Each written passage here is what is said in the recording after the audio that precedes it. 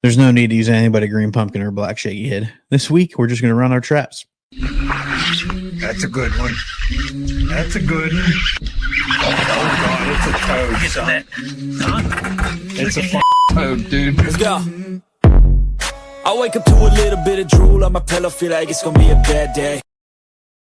I love the introduction. It's like, prove me wrong. Welcome back to the OneCast, folks. If you guys are listening, Pete started off with, there's no reason to use anything other than a black or green pumpkin. And you know what? The same applies for a Ned rig. That's absolutely right. So go over to OneCastFishing.com, use the code TheOneCast, pick up some of those weedless Neds, just black and green pumpkin. That's all you need. While you're there, go ahead and stock up some soft plastics, a Nighthawk, your snagless jigs, all the stuff you need for your fall fishing. Yeah, fall fishing is in full Code TheOneCast.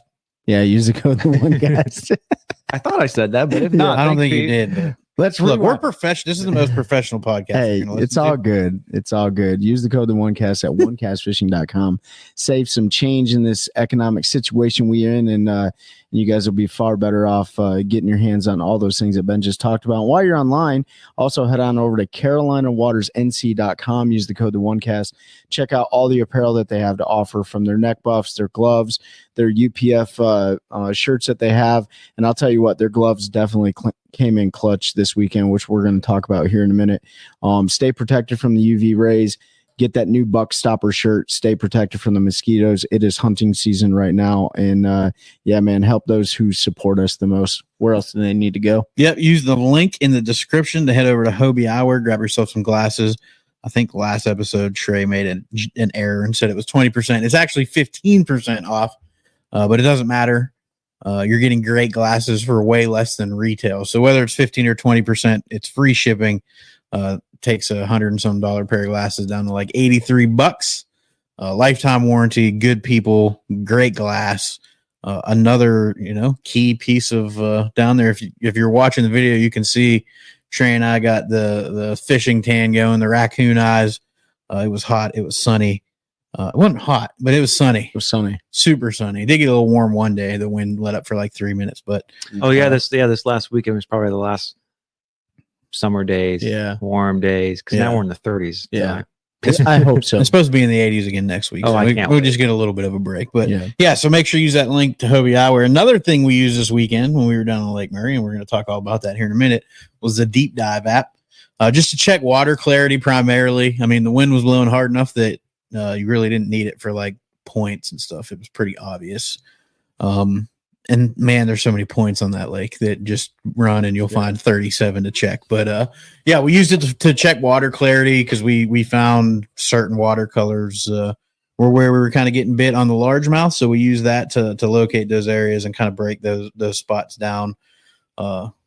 Pre fishing because we're way ahead of time. But yeah, Deep Dive app, whatever you have, Google Play or Apple App Store. You can go in there, download that. There's a 7-day free trial. Check out all the features. They keep adding more. And then once you're done, pay for the subscription because it's worth it. It's like $50 some for the year. And you get unlimited access to all of that great info. So super happy to have them on board. Great tool. Really helped us last year tournament fishing and then helped us this year. We're not going to talk much tournaments. There's not much going on. And I just don't feel like talking about tournaments because I feel like we've been talking about it for a year. A lot of great tournaments going on. Not yet. There will be. But anyway, big industry news, I guess, is the old workhorse motor guide from back in the day is ceasing production. So there'll be no more motor guide trolling motors. So if you have one of the newer ones, you might struggle a little bit. I mean, they're owned by the same company as Lowrance, which is Navico. So I'm sure if they're under warranty, they'll have to continue to maintain that to the warranty. Yeah, I think unless they were to file for bankruptcy, I think they have to. Yeah. I just think Navico shut them down.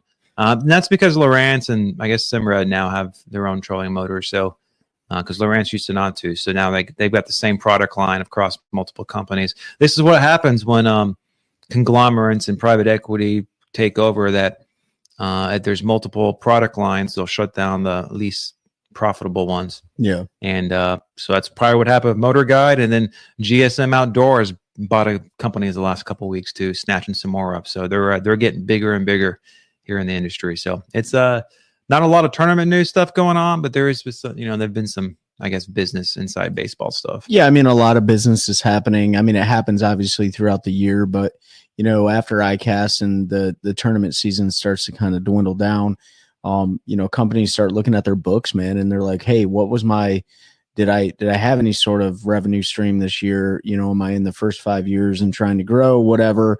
Or did somebody come make me a lucrative offer? And we see that all over the world, right? It's not just the fishing industry, big companies coming up and buying farmland and building residential developments and things like that. So it's nothing new. If you're in, like the fishing industry, anglers are very particular about like what they like, so it's like if you're a Motor Guide fan forever, you're probably still going to be one, but they're not going to make it. My first tracker, that's what it came with, is a Motor Guide. Yeah, for sure. Mine too. That was 10, 11 years ago. Yep. And then when I was ready to upgrade, I went to Minn Kota for the Ultra X. And I think that's what ultimately what happened is some of their competitors had some better technology. Mm-hmm. And then Garmin came out with theirs and Lowrance, and it's just kind of. Yep. Well, yeah, it was really Lowrance that killed them because they had the tech. They had all Lowrance's transducers in their cones and everything. I mean, they had the spot log. They had everything that all the other. They just, number one, their quality went to absolute garbage. I wonder, and I have to go back and look at the timeline. It would be interesting to see when Navico bought Motor Guide, and if was that kind of directly before Lowrance came out with their trolling motor. Because that's one way these companies, if they want to combine brands, they'll buy other brands and take their IP or their manufacturing capability, or just the folks there and moving companies. So it's not Navico, it's Brunswick. That's right. Our Brunswick company. Yeah. We're wrong, is Brunswick company. In fact, I remember seeing that. Yeah. Talking to Mike, Yep. That's the parent company that owns all of them, but that owns Navico. Yeah. Oh, that's not what the article has here, but yeah, it's Brunswick. I totally forgot. They bought them in 2021. Yeah. Bought Navico, who owns Lowrance. Oh, okay. And all that. So, but it happens all the time. I mean, Pete, your mortgage just got sold. Mortgages get sold all the time. But yeah, I mean, not really any small companies getting bought up. Like it's been a lot of larger companies where they've been around for a while. And can you bring that article up there? They paid just over $1 billion for Navico. Which included that includes B&G, Lowrance, CMAP, Simrad. So, probably worth $1 billion because everybody think Lowrance has a lot more than just fishing. I mean, they have aviation stuff just like Garmin. Garmin has that market corner, but Lowrance has tech there. I think B&G's aviation as well, and then CMAP is well known. Simrad is huge in the salt game, so that was probably a deal, honestly. But $1.5 billion in 2021. Details.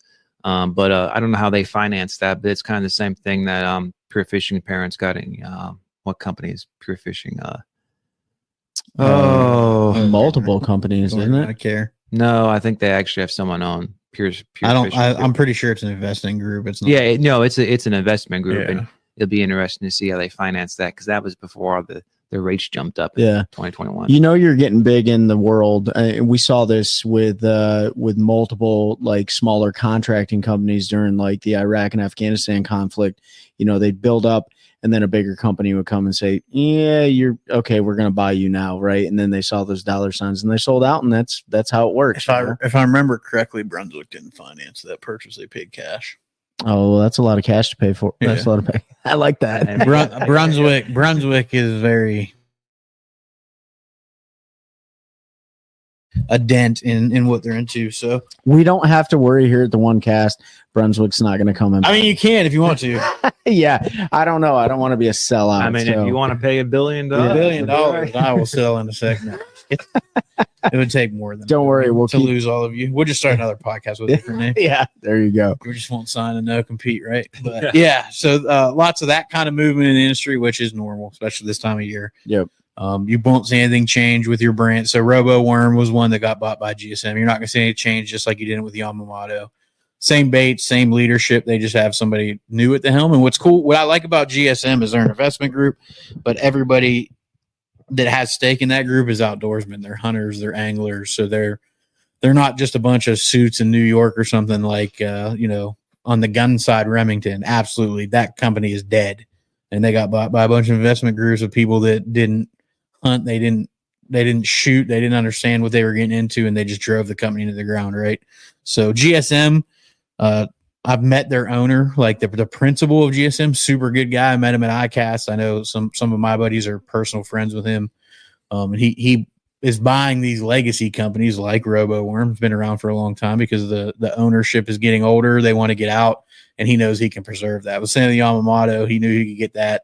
He didn't want to see him get sucked up into pure fishing. Mm-hmm. I mean, I'm not trying to bash pure fishing, but they're struggling a little bit right now. It's well documented, and see those brands kind of peter off because of that. So it'll be cool. Nothing's going to change. You'll still be able to get your favorite RoboWorms, your favorite magic worms by Missile Baits that RoboWorm makes for them. They'll still all be out there, and packaging will be the same, but just some more money. So you may even see some new products. I don't think RoboWorms are anything out in about 25 years. They've made the RoboWorm, and that's about it. Hey, it works, man. Oh, 100%. Don't fix what ain't broken. Well, the other day, someone posted. I was one of the Facebook groups. He's like, "Hey, I picked these.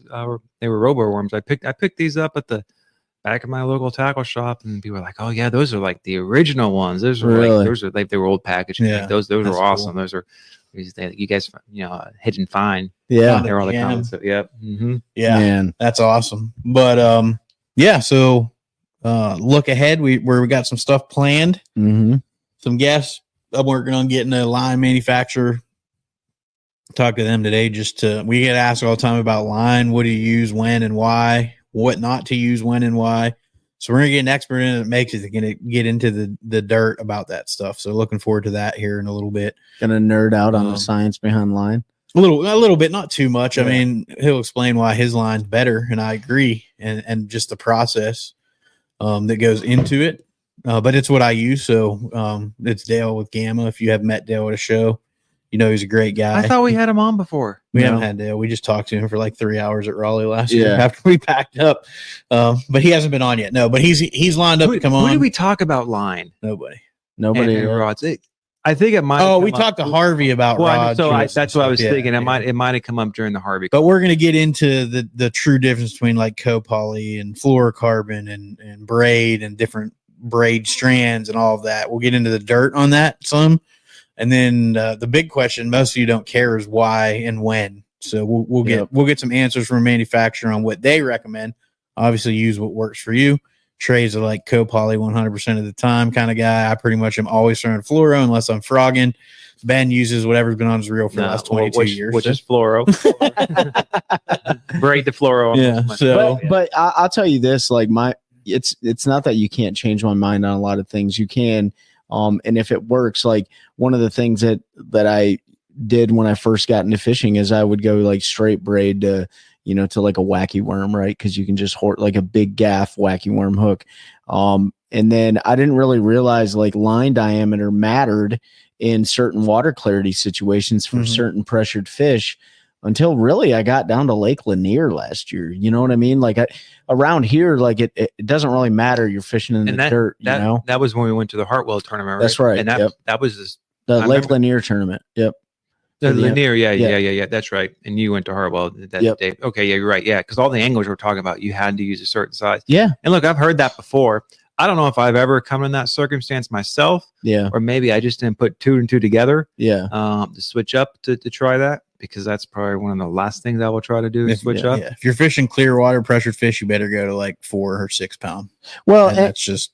And it's not like you can't get bit, but these anglers are so dialed in at like generating extra bites and generating the right bites. And if it's just the difference between switching from 15 to 12 or 12 to 10, and that's really what's doing it, like that just means like they are a subject matter expert, a professional at their craft, because right? There'll be a little less visibility. There'll be a little less drag. The bait will fall a little bit. Ratio. Especially, you typically using the finesse presentation. Yeah. So, sometimes slower fall rate and effective. So it makes sense. I mean, I'm excited to get him on. I think, and by the way, for those who have never met Dale, who owns Gamma, like he is the most unassuming individual you'll ever meet in your life. Right. And he is the nicest. He's one of the nicest people I've ever met. Just a great human being. And so I'm excited to get him on.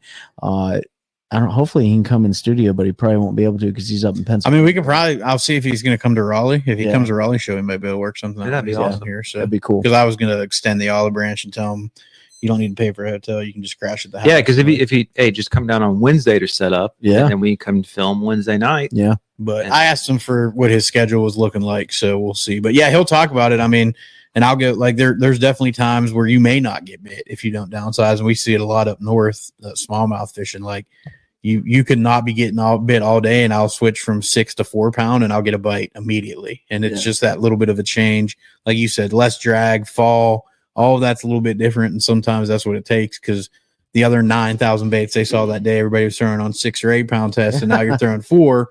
And that little bit of subtle difference. And that's stuff we don't think about. Yep. The guys that we talk to that travel all over the country think about that stuff. I think about it when I'm up north, but I've never thought about it down here, but now I'm thinking about it. So like I'm going to go spend a little bit of time on Gaston in a couple weeks just because I need to get more practice fishing boat docks. And you think it's ever going to matter on Jordan? No, probably there's lakes where it probably doesn't matter. Jordan being one of them. It might make a difference, like summertime Harris when they start to get a little tough and they're getting whooped on. I don't downsize a whole lot on Harris just because when I'm out there, I'm usually just having fun and I don't necessarily care if I get bit a whole bunch, but I think it would make a difference for sure. I think it makes a difference. We're going to actually talk about this when we talk about our Lake Murray pre-practice because we actually saw pre-practice, but we saw it with the stripers, right? Who are sight feeders. And they don't care. And about line, but they do care about baits. But going back to what Pete was saying, like, it's probably not going to matter until the fish are in a different type of feeding pattern. And what I mean by that is when they're offshore in the summer schools and the water at the beginning stages is relatively clearer. It could matter. However, they are extremely aggressive then. And then you move into the later summer where they're still sight feeding, but they've been beat on so much. And that could generate extra bites. And that's something to think about. I know it matters. I will say this. I know it matters when you're throwing a jig head minnow. And I know, right? We're like, I but take it that does back. matter. I have noticed it on a jerkbait. Yeah.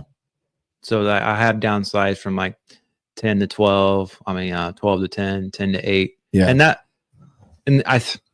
don't know if the action made it cause matter, but it did let me get a jerkbait down just a little bit deeper, closer to him. Yeah. So, let's not forget largemouth still do sight fish. They sight eat, right? Sight fish. Sight fish. I'd like to see a largemouth. When you're in 15-foot shallow, they're I mean, if they're eating fish, are they not fishing? Yeah, I guess technically they are sight fishing. Yeah, they're right. Sight fishing just with their mouths instead of baits. But yeah, it definitely makes a difference. So that's something else to add to your toolbox. Make sure you carry 400 different sizes line so you can change leaders. And that's probably where I mess up on the stupid jig head minnow. I call it stupid because I'm not good at it and I just don't like doing it. But I know it's a great technique. Trey's very good at it and enjoys it. The fish I have caught aren't super satisfying, but I just don't like fishing that way.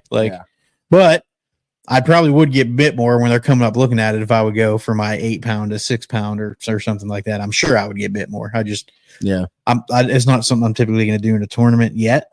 I mean, I'm going to have to adapt as things change, or maybe not. Maybe everybody will ban forward facing center and you don't have to worry about it. But and I'd be okay. I'd be just okay with it. I don't care if they ban it or they tell you need to have 400 transducers. It is what it is. We're going to adapt and do what we have to do, right? Like I'm only going to have one train. That's a lot of money right there. Trey, you'll have as many as I tell you. Okay. But no. So that's good. That'll be a fun one. We've got some more outdoor therapy folks, veterans and stuff planned.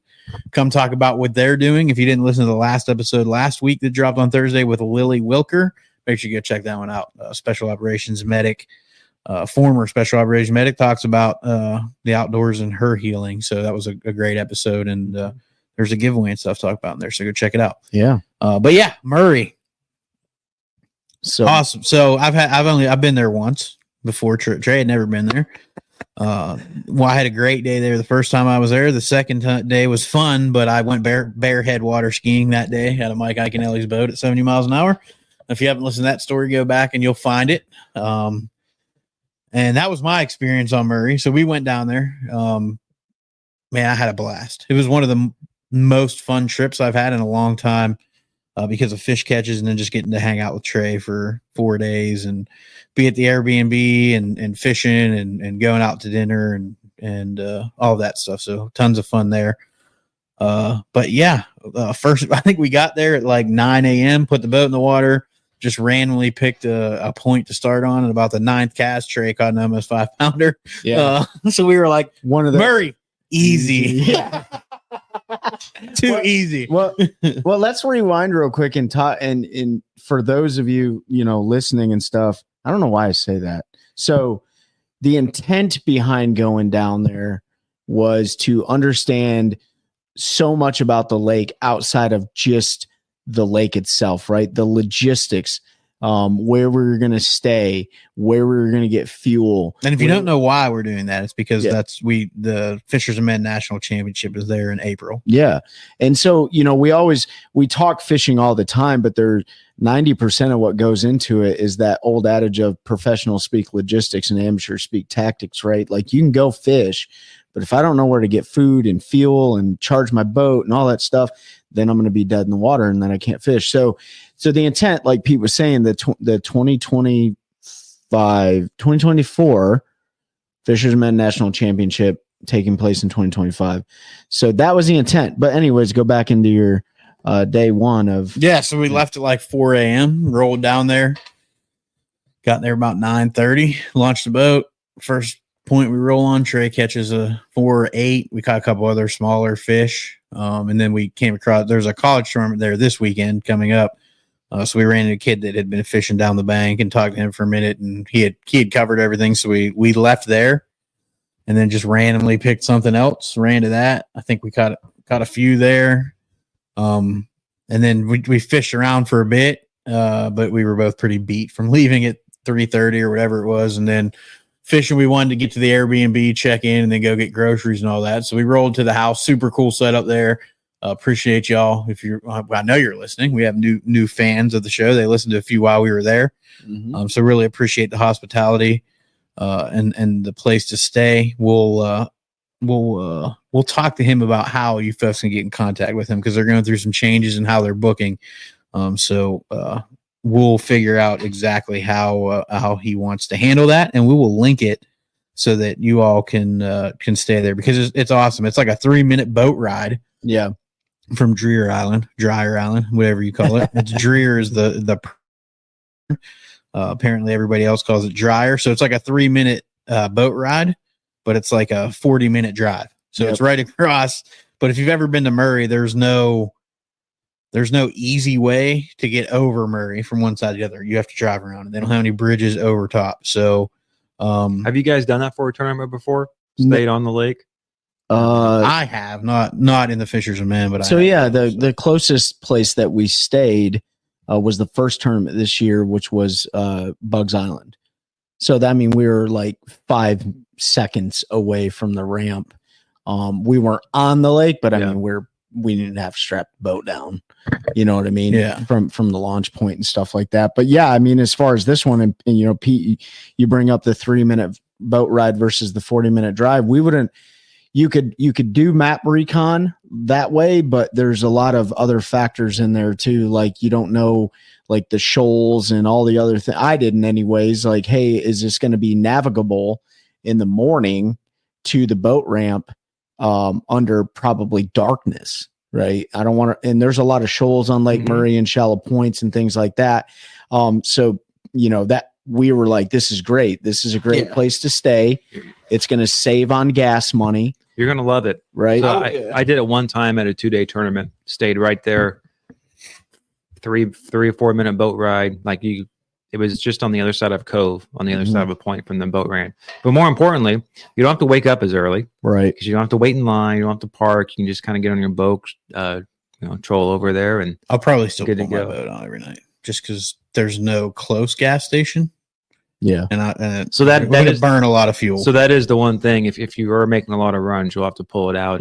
But it'll depend on where we end up fishing for the Derby. But yeah, it was super nice once we put Trey's boat in the water, just sat there, and then we still got up like 2 hours before we needed to, but they gave you time to drink coffee and watch some YouTube videos. Do your business, take a number deuce. Eat a little breakfast and hang out. But well, I'm excited to go back there and Trey was worried about running over in the dark. I'm never worried about that because I know I'll have at least one day in the light, and I'll just put a track down. And I'm used to running the river where all I do is follow tracks. Yeah. When it's low light. So, but yeah, it is important that you go see that so you know, because we wouldn't have known looking at a map that was only like a 3-minute boat ride. Like it looks a lot further, but then you get there and it's like, oh, it's literally right there. You just basically shoot right across the lake, and you're there. Yep. So that'll be nice because we'll be able to run over there in the morning, check in, and do blast off, and then at the end of the day, get back in our boat and leave. And some of the elite guys stayed there when they were down there. Yep. So we talked to him about them staying, and that was the same deal for them. Run over in the morning when they were done, run back over. Does your place have their own private ramp or a ramp closer? Yeah, they have their own private ramp. So own private ramp. When you tie up your boat, you're gonna most likely tie your boat on the left side, which is the driver's side, which is important for me, right? Like just that expeditionary method of tying your boat to the ramp. No major hazards going from the ramp from the private ramp to Dreer. 11 minutes to the closest restaurant. That had 11 minutes close drive to the restaurant. Another thing that we found out too, so we talk about like staying somewhere. So you got a covered location, you can charge your boat, you have all the amenities there that you need. We say covered. He doesn't let everybody use it. He doesn't let everybody use it. So he's got to talk to you first. And if you're a good person, because he does have his personal boat and stuff there. So developing rapport, right? Like that's a big deal. A lot of history there where we were staying. I mean, Lake Murray itself has so much history, and then even the Airbnbs, the hosts were amazing. So we learned that. So that's part of the logistical planning. There's no close grocery store. There's no close grocery store, right? There's a DG market that's like 15 or 20 minutes away. How far are you guys actually from Columbia? It's not too bad from Columbia. No. Like Columbia proper. Yeah, you could run down there like the JC's and stuff if you had to. Probably because I know how that lake sets up. If you're on one side, JC's is probably 18-minute drive, but you could run. I mean, to run to the dam, like it's pretty good poke. Yeah, but you're coming out of Dreer. It's the same distance to the dam. Yep. It's not like a trailer tournament where you can cut that down. So everybody will have the same run. It's a little bit of a poke. We were going to go down there on the last day, but she was blowing pretty hard. And we learned. Trey was like, "Yeah, I'm not running down there." I was like, "Yeah, that's cool, cool with me. Let's just go." And that's another thing, right? So like we hear about these horror stories from these different lakes. When you go there, Santee Cooper, wind comes out of a certain direction, it's rough, right? Bugs Island, wind comes out of a certain direction, she gets real rough. And that same thing goes with Murray. We learned that like it's west or east or west wind, and which that is going to be kind of in the spring because you guys are fishing in March, right? Yeah, April, still windy time of year. It is, and it's usually blowing from the west to east or southwest to northeast. But that's part of the planning factor too. As we were going down there to recon what most likely will be the deal in late March, early April next year, we understand now wind conditions play a factor in where we are most likely to fish. Where we were most likely to be successful at catching fish, right? So learned a lot about that. And then we did do some fishing. Oh, lip smack. We did some fishing. So we get down there like Pete said, and then Saturday. What's the fishing like on Saturday? Yeah, Saturday was fun, man. Like Murray's in a little bit of a weird spot with the hurricanes and stuff. So like the bass aren't really set up. They're not really transitioning. They're not transitioned. They're just kind of whatever. They're not on the bait schools like they do on the humps and stuff like they typically get this time of year. So we ran around Saturday morning and caught a few on top water. We still caught probably 14 pounds every day, like in 5 fish. So it's not like it was terrible, but it wasn't easy. I mean, it was definitely like frustrating. You had to cover a lot of water. Caught a gigantic grass carp that I had to be 40. It was like 40 pounds. Yeah, it was a lot bigger than my leg. If you follow us on socials or Trey's socials, you should have saw a picture. I didn't post one. But yeah, great big giant grass carp that had some kind of disease or something going on. We thought it was snagged and couldn't swim, so I snagged it to unsnag it, if that makes sense, because you couldn't get close enough to grab it. It had enough strength it would try to swim away, but we got it in and couldn't find what was wrong with it. So it's probably turtle bait by now. So rip, giant carp.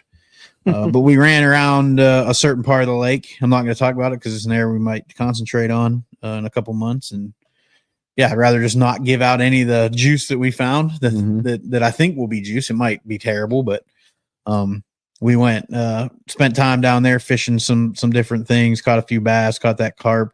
And then we were like, all right, let's go graph.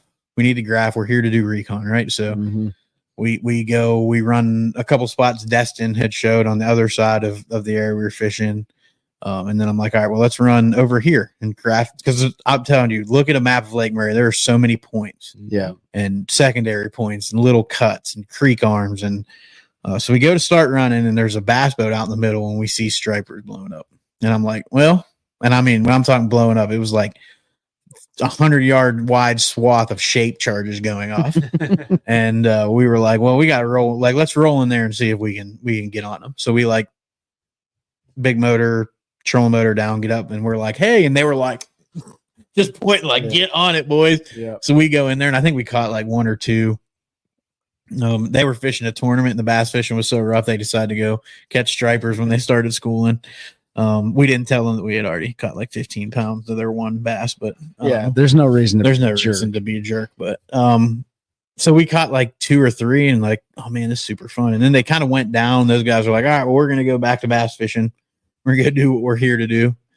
Go do our jobs. We were like, cool. And Trey and I were like, well, dang, they're down now. And like we looked over to the left, it's probably 400 yards, and this shape chart is, and I'm like, there they are.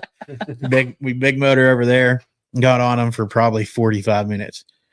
Like every cast caught, I don't know, 50. Every cast. It was an absolute blast. I mean, we were both tired. So like I thought I tore my rotator cuff from setting the hook. And it started with like top water walking. I was gonna ask what we guys. So this is what we'll get. I'm gonna get into that now. Like top water walking baits, right? And then you would get them up, and there's just hooks everywhere, and they're flopping. And I'm like, one of us is gonna get hooked. So it's like, okay.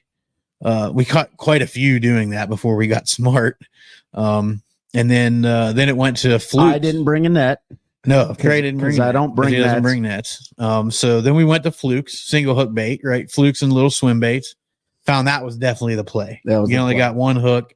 Trey was lipping every single one. So by the time this keeps going. So figured out it was good that they got on the fluke bite, because we figured out fluke setup, how you would throw it, the rod, like all of that, which is important, because that's if the herring deal is going on when we're there. I don't think it will be, but if it is, the fluke is like a staple. And neither one of us had really fished the way they typically do. So it was great practice for that. Yep. And when they eat that, man, it is a ton of fun. You're gonna give that fluke juice out, and you get to. I mean, it's just a fluke. Yeah, I'll give it out after on the retrieve. Yeah, 100%. I'll give it out after. Well, it's already out on one of our episodes. You have to. No, we found an even better way than what I put out on that episode. Well, there is. But you can go to Bob Downey, our episode with Bob. I wasn't going to tell him which one. I'll tell him. Go listen to all of them. Well, I'll start there, and you'll be so enamored with the juice we give out, you're going to want to listen to the rest. But yeah, Bob talks about his setup. We found a little bit different one that we used, and that's probably what we'll stick with. I don't know if anybody else throws it that way, but I don't want to give it up because it worked really well. And what I liked about it was you get to see them eat it still like it's top water. You got to wait a second, and then you got to jack them like you were throwing. Oh yeah, it was awesome. So you got all of that. So we were on that. The school was up for like 45 minutes. Like I said, we caught, I don't know, 25, 30 Alabama rigs every cast. No. So I will tell you this, and this ties into Pete's story. It got to the point where we were burning through so many flukes that I would just pick up a random rod. Okay, we just started throwing everything. And just throwing everything. He caught him on a whopper plopper. Like I caught him on a jig head minnow. He caught him on a wacky rig fluke. Because the head of the fluke was torn up and you couldn't rig it. So you just wacky rigged one and threw it out there. Makes sense, yeah. But they would not. They wouldn't eat a buzzbait. They wouldn't eat a buzzbait. They wouldn't eat an actual wacky rigged worm. Nope. They probably would have ate a spinnerbait, but we didn't throw it because it would have been absolutely It would have destroyed the spinnerbait. Chatterbait? I didn't throw it, but I guarantee you caught one on the chatterbait. I caught a bass on the chatterbait. Oh, okay. Largemouth. The largemouth came up schooling in a different spot. That's right. Yep. And I caught a largemouth on it, but they would have ate that for sure. But again, it would have been you to destroy the chatterbait with it. Anything they pull with so a skirt on it, like you'd probably and there's shad. I mean, or not shad, but herring. Like you literally get them in the boat and they head shake once and 300. I mean, I should have taken more pictures, but it was so fun. We were just catching. Yeah. But like you would get it up and the fluke would be in their mouth with a hook and there'd be 15 of those herring, like just fingers heads sticking up out of their mouth. I mean, they were literally just engorging. So 40 minutes maybe on that school and as quick as you can catch them. So I'm going to say we caught 30 or 40, right? And then they went down and I'm like, oh, so we waited like 5 minutes. They didn't come back up. We're like, well, maybe they're done. It's like, I'm tired, like was legitimately tired. I'm like, let's go. Like, let's go scan. Let's go do what we came here to do. So we started running out of this particular area and I looked to my left and there they are. And I'm like, so he whips in there and we proceeded for 2.5 hours to catch them on every cast. That school came up. The wind was perfect where we stayed with them and didn't have to touch a trolling motor. And we just caught every cast. We caught stripers for 2.5 hours, like 16 to 18 inches were most of them. We got a couple better ones. And by the end, like when we were done, I literally thought I tore my rotator cuff. My shoulder hurt so bad. We got back and cracked a beer and he was like, cheers, and like lifting up the beer. I was like, oh, like my arm was hurting so bad. It was insane. I've got literally, I mean, Ben can see it. I will get you better light, but so Trey was lipping him and his thumb is raw. Yep. My technique was I would boat flip them and then I would pin them against my stomach. I would pop the hook out and then I would just flop them back in the water and then I could get back out and catch another one. So I've got spines in my hand. At one point I was like, hey, look at that. And like the spine was through my glove in my hand, broke off. And Trey was like pluck it out, throw it back out there and catch another one. But if you wouldn't have had those Carolina Waters gloves on, no, you'd have been, your hands would have been destroyed. Yeah. Man, it was probably the most incredible striper fishing, schooling fish of any kind fishing that I've ever experienced in my life. I'll tell you where we seriously failed at. But I also made this comment. I had a GoPro in the box. Yeah, we definitely failed the whole time. But here's Ben shaking his head. But my response to it was, these memories were meant for us, right? It was because we thought we tried. Like he pulled the camera out and tried to film me catching one every time. That's the only 2 casts they didn't bite on. Every time. I tried to film him catching one, nothing. As soon as you put the camera in your pocket, so we were like, they're not eating on camera today, boys. Let's just keep schwacking. Those are the most tech savvy striper. It was like they knew, man. It was really cool though, and I want to give a shout out to Ted, who was our host at the Airbnb. He's a huge striper angler. He loves doing it. That's what he loves to do. Basically, not really, but like bass are junk fish to him. You know what I'm saying? He did her up fishing bass tournaments. And he did, and I definitely want. We're not going to tell that story. We're going to have him. Yeah, on. He's going to come on because he has one of the coolest bass fishing tournament stories ever. So we don't want to ruin it. We'll tell you after this, Ben. You guys stay tuned. It was really funny, dude. So I was boat flipping them like Pete. Like after I learned like the hug method, right? The striper love method, it worked phenomenally. I was throwing 15-pound tests, 15-pound co-poly, and I could boat flip those. They weren't as big as the other ones were that were deeper. Pete put one under his arm, and when I tell you this fish pooped, oh my god, this fish pooped all over his shirt. Dude. It was on my toe. I was wearing flip flops. It was absolutely funny. And Pete caught some on that day. I didn't. I caught a couple largemouth, but he caught some largemouth. I had an absolute giant follow my bait back to the boat, and then I hooked one. And here, I've caught striper before, but never to this capacity, or never in this amount before. But I had one hooked, and I thought it was a striper, and I was doing what we did with the stripers and horsing them up. Sure enough, like 5-pound largemouth comes up to the boat, just boop, and spits the hook. And I'm like, no, it's like the unicorn inside the school of the little unicorns. You know what I mean? So how many largemouth did you catch in those stripers? I think we caught a total of 5 largemouth out of the stripers. Yeah, over 2 days. Over 2 days. Definitely not a consistent pattern. You'd be really gambling.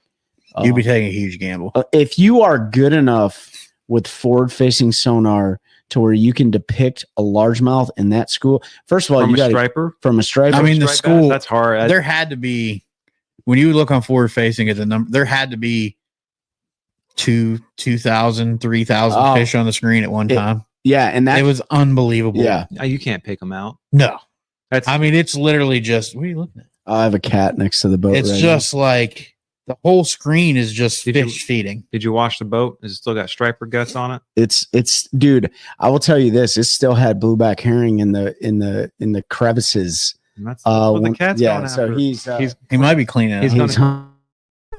They were. I mean, like, everywhere. I flipped one and it shook its head, and I had guts on my face, across my glasses, stuck in your hat. Like it was unbelievable. And you hear about those stories about fish like feeding and gorging like that, and then to actually see it was impressive. And I know the largemouth do that a lot down there, but they just aren't set up right. So that was day 2, full day 1. So we're smoked. And we're like, what's the plan tomorrow? And we're like, let's run back down there and check this spot and see if the stripers come back up. So we're bass fishing till 10. Yep. We actually went to a different area. We went and got fuel at a marina, checked some stuff down there. And then like 10:30, we're like, all right, let's go see if they're up. So we ran up there and about 5 minutes later they came up. And wind had changed direction, was a lot heavier. So they didn't stay up as long. We maybe caught 15 or 20. And then they went down and never came back up. So then we went graphing. We graphed for a long time. We graphed for a long time. And then Trey was like, I'm tired of graphing. Let's fish. And I was like, let's just fish here. And about the third cast with a shaky head, he caught another 4-pounder. It was ridiculous. So when you guys were graphing, Yep. Were you looking for anything particular? Were Yep. you marking everything? Were you looking for? We're marking a lot of stuff. Yeah. I mean, traditional stuff that like spring there is shallow rock flats for the herring. So we marked a bunch of those. We were looking for transition areas where they would stage for pre-spawn, because I feel like our primary down there is going to be fish on beds and then pre-spawn fish. Yep. Just given the history of the time of year, like that's probably what we're looking at. Yeah, because there will be post spawners, but they'll probably be in that funk. Well, we're early April, so they may not be a bunch of post spawners yet. It's going to be probably pre-spawn heavy and a few. And it just depends on where the you're winter. at. Yeah. Well, it also Who knows? depends on where you're at. Yeah. So the winter is going to play a factor. So we were marking that stuff, and we dropped a pile of waypoints on all of that. So just your typical transition areas where fish would want to hold when they're getting ready to go up and spawn. Those traditional herring areas, because there's so many points, and trying to find the right ones in that 5 to 10 foot or whatever it is, 3 to 8 foot, where those herring come up to spawn and the bass feed on them. So we marked a bunch of that stuff. Checked some stuff that friends gave us, Destin and a few other folks, primarily Destin. Shout out. Thanks for the spots, bud. We did catch some in a couple of the areas you gave us. So, yep. But we just graphed probably for, I don't know, 3 hours, fished for another couple hours, and then ran to see if the stripers were back one more time. They weren't because of the wind, and went back to the house and headed to Murphy's, which is a bar right down the road, bar restaurant, grabbed a little dinner. We ended up going there the next night too, because it was really good. And it was close, like literally 10 minutes, probably the closest restaurant. But then day 3 was blowing. No, day 3 wasn't blowing too bad. That was the day the stripers didn't really come up. So day 4, she was a blowing. That was Monday, right? Yeah. Monday. That was our last day. And we only spent a couple hours. Blowing. Because that was the warmest day, right? Yeah, it was warm. Yeah. The wind shifted to due west, basically. Sunny. We had bluebird days the whole time. And it really didn't affect the stripers and all that. But we were running in like 2-foot rollers first thing in the morning. Like you didn't even get that morning calm. We're both soaked. Trey stopped in the middle and was cussing the lake. Like, he's like, I hate rough water. And I'm like, yeah, this kind of sucks. At least it was warm. It was. Yeah, I mean, it was warm, but I mean, the wind, the amount of wind, like it made it a little chilly. So we didn't go check what we wanted to. Yeah. So I mean, overall, like we learned a lot about a section of the lake. I think the lake behaves very similar around the entire lake, minus maybe the Saluda River and stuff like that. We learned where gas wasn't. We went up to Dreer, and that's part of that recon too. Like that gas wasn't. Yeah, their pump was down. Pumps were down. Hopefully they're up when we get up there. So we ran all the way down, like Pete said, to a marina, and that was cool too, because what we had noticed when we were driving to and from our dinner sites or whatever, restaurants, dinner sites. We noticed bait piled up in there as they typically do in the fall and stuff like that. And so when we ran down there, they had gas, we filled up, and then, largemouth starts schooling. Yeah. So it was pretty cool, right like next to the gas pump. Right next to the gas pump. Made first cast and, hooked into one, ended up losing it. It was like a 2-pounder or whatever. And then, so we kind of got keyed in on that little area and did a bunch of recon in there. And that pretty much wrapped it up though. I mean, that Monday we went out, it was so dang windy. I mean, we ran down and checked some other things. And then, we didn't even catch a single fish that day. No, we had a couple bites, but didn't catch anything on that Monday. We didn't fish a whole lot. Yep. Like Trey said, it was more recon, and that day we spent a lot of time looking at like potential spawning areas. So we were way back in some creeks and stuff where the fish probably weren't yet. Like I'm sure there's some residents, but not where you'd expect to catch numbers. So we were reconning that kind of stuff. Mm-hmm. And then we rolled out, made a drive back, and here we are. But it was cool. Lake Murray is super, super cool lake. Very special, obviously. The striper fishing. If you just want to go catch a bunch of fish, go to Murray in the fall. Yes. Or spring, but I would say fall because it's warmer. Yeah. They're still, when they're doing that in the spring, it's still pretty cool. Yeah. And that's, Murray's made a huge comeback over the last few years. Mm-hmm. The grass is the big part of that. The only time I was down there, it's been almost 7 years because my club classic was down there. I think it was 2017. Mm-hmm. And so I've only fished it probably 4 days total, probably the weekend before. Yeah. And then probably the weekend of the tournament. But I know how windy it gets out there because I remember the first day of practice I put in, it was some podunk ramp. I don't know where it was because it was the closest one to me. And the lake was like 4 feet low. Oh, so really? like I had to like really back down on this dirt ramp. But it was cold and rainy and windy. I didn't stay out very long that day. That was my old tracker too, so it was not a very big boat to be out there running around in. But yeah, then the classic was there, but at the time, the grass was only like 6 inches tall.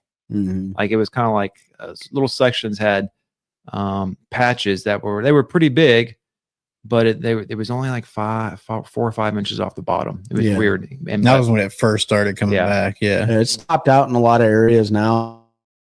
Different kinds of grass. I don't know the names of all the grass and stuff like that. We found eelgrass. We found hydrilla. We found some other leafy stuff. I don't know what it was. Yeah. It wasn't coontail, but it was something. Milfoil.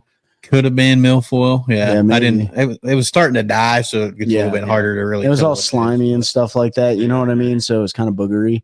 But dude, all in all, like from a logistics side, like we really know where we want to stay. We know where we can eat. We know where we can, do all the things that are necessary to keep like our survival while we're down there. And then the rest is just focusing on fishing next year. I would like to get down there one more time before our off limits period. So, how long is the tournament? Is it? It's 3 days. It's 3 days. So it's 3 days. Yep, 4 days of practice and 3 days of tournament. And is there any off days in between the practice? And nope. It's like a half day. Yeah, the last day of practice because there's a mandatory meeting. So Monday through Thursday practice. It's Saturday through Monday, Wednesday. The tournament's Thursday, Friday, Saturday. Yep. Okay. Yep. So, and we're definitely going to be staying at the same place. Yeah, we locked it in today. So we're going to stay at the same place. Great host. Fairly close to everything you'll need. Mm-hmm. The key close to the ramp, and it's comfortable. Like it's the darkest house I've ever been in my life when you shut the lights off, which is super nice. That's awesome. Like there's no ambient light at all. So, like logistics, we got that. That was the biggest thing. Like we know one day we're gonna have to make a 40-minute run to a grocery store to get actual groceries because like Dollar General Fresh or whatever market is all processed. We might just load them up in coolers. We might load them up and take them with us, like whatever that looks like. Well, load that mini fridge or take the mini fridge down with you and take groceries in a cooler. I don't know. Does it have a fridge there? Yeah, there's a fridge. It's got a full kitchen. Oh, okay. Never mind. Yeah. I mean, he built basically an apartment for his for his mother-in-law on their garage. So when she was still living, but yeah, so it's got like a full mother-in-law suite, for lack of a better term, with bunk beds, which seems to be a Trey and I tradition. Yeah. Although he didn't sleep on the top bunk. It was a little disappointing. I pulled a Mikey and I slept on the couch. It was a little bit heartbreaking because I didn't have him up there to get down to pee every 3 minutes while I'm trying to sleep. You know what's really cool about that? So like after we would get back, obviously we'd shower, go get a bite to eat, and then come back and, you know, pull up like YouTube TV or whatever, YouTube, and look at like really old like FLW tournaments and BASS tournaments and stuff on Lake Murray, man. And it's amazing how much history is there. I mean, that's why I loved, you know, like, yeah, we're an hour and 45 minutes away from Bugs. You know, Classic was fished on Bugs before. Murray, I think, had 2 like Forest Wood Cups fished on it before when FLW was. I mean, up around. until like 2016, they went there a lot. Yeah. Did you guys get the special top water bait? I don't. Yeah, we have. Yeah, we have. I didn't bring it in here right now, but I did catch. We're not going to talk the name. It's well documented if you want to go find it. And there's a lot of people mad that it got leaked, but yeah, let's just say we got them on some of those old Bassmaster tournaments. And people were complaining because they went to the tackle shop and they were all out. Yeah. Well, you know, and it's not the only bait that those fish will eat too, you know. But after seeing the way those herring act, I understand why it's as good as it is. For sure. And that's another thing too. Like, we understand bait fish activity, right? There's still threadfin and I don't know if there's gizzards in there or not. But the blueback herring are very different. We have blueback herring here in North Carolina, as you guys know, like on Bugs, but it's not a primary bait source. It's only one part of the lake. So just getting to see what those bait fish look like, how fast they are, like the way they act. They don't dart. They swimming pretty straight speed lines to get away instead of what they look like on scope versus like a ball of regular shad. They're very different looking. What the schools of bass, we didn't really get to. I think we found one school of bass when we were down there, but they weren't eaten. Knowing that there's gar, right? Mm-hmm. You know, and it's I've used scope a lot, right? Just to recon and stuff. It was great to use, but honestly, I mean, the biggest thing was like how the fish behaved. Like, that was a big thing for me. Did you catch a gar? No, got broke. Break one I off. did break one off. Yeah, little swim bait. Yeah. They were all there. There's the one school of bass that I'm pretty sure bass we found. There was a bunch of gar like around the perimeter of them for some reason.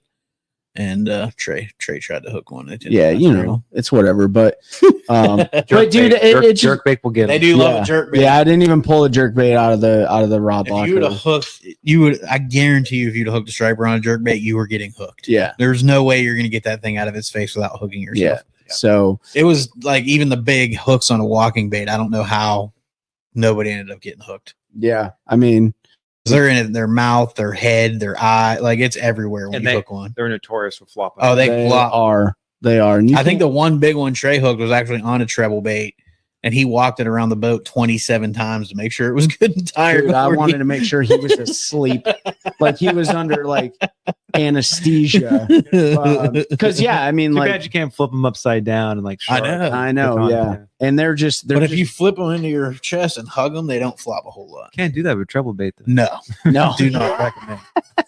So yeah, I mean, piercing. Yeah, like I think we met the initial intent of everything that we were going down there to do. Yeah. I mean, the only thing that we could have not done was not fish for striper. But I also think every time you take a trip, like, you need to maximize the fun as much as you can. And you guys were going down so early. It was familiarization. 100%. And if anybody tells you that they're way ahead of a tournament and they see what we saw and they don't fish it, they're lying to you. They're crazy. They 1000%. And it was like, it went against. It's so funny, you know, like, it went against everything that everybody says about the striper behavior. Like, overcast conditions, maybe a little bit of rain usually keeps them pushed to the surface longer. And then bright bluebird skies, they're usually up for a little bit and then they go down. That's a herring thing. Yeah, because for spawn, but these herring are 1000% being controlled by the striper. Yeah, so they're being pushed. The stripers are pushing. Who was talking about? It's something we've talked about. It's a herring spawn. They spawn just like a shad or whatever. They like those windy, cloud covered days that last longer. But when they get those bluebird, no, not the spawn.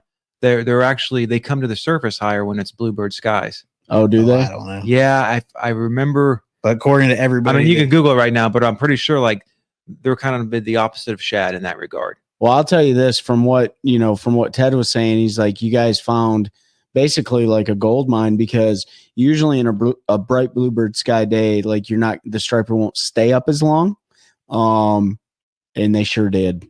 They stayed up for hours, and it was the coolest thing. So you guys are hearing us talk a lot about striper, but it was a big part of the trip because it was definitely a memory that I'll never forget. It was great training. Like Pete said, like being able to use some different techniques that we don't typically use or have never used before.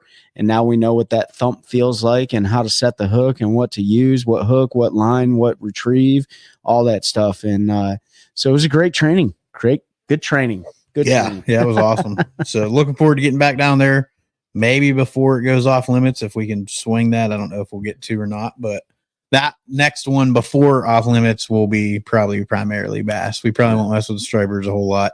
And we have what do we have, Pete, for regular season event next year? We have one tournament before the national championship, right? Yeah, we have I think Bugs Island a couple weeks before. Yep. So we'll have one, and then we'll we go fish the national championship, and I think we have like a week off, and then we have 2 back-to-back regular season events, and then it's a bit compact because when the national championship last year was in Florida, so it was in like February. So it was before anybody's regular stuff started. This year, it's kind of in the middle of most folks' season or the start of their season. So everything's shifted around a little bit. But I think us and one other team are the only ones out of our like division of fishermen that made it. And then the Piedmont one has like 40 teams. Yeah. I don't know how that works. But it's 180 total. Of 180, it's capped at 180. Yeah, capped 180 teams. And these guys are hammers, and you know, probably the fan favorites are going to be the guys from South Carolina, of course, as they should be.